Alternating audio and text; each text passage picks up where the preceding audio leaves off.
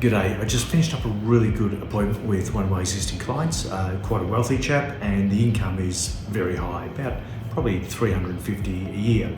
And he's always been very good at charitable donations, and that's something we're seeing our clients a lot more as they get older, and we've had a lot of people sell their farms, and there's more money than really what they need from a capital point of view, and also in this scenario from an income point of view.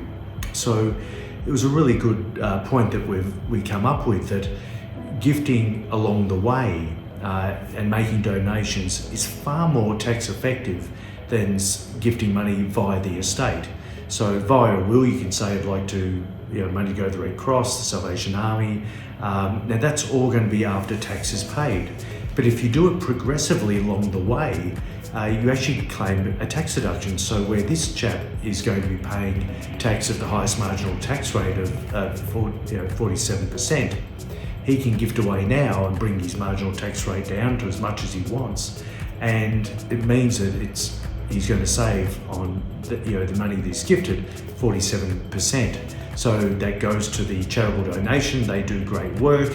And it essentially means it's a far more tax effective way. It's more bang for the buck for the charitable donation, for them to do their good work, and our clients, our retirees, get the benefit now of knowing that they're helping out in the short term. So I reckon that's a great strategy, and one for those that have excess income in retirement needs where there's still tax payable, money outside of superannuation.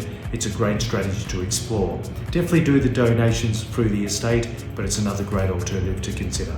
Cheers, thanks for listening.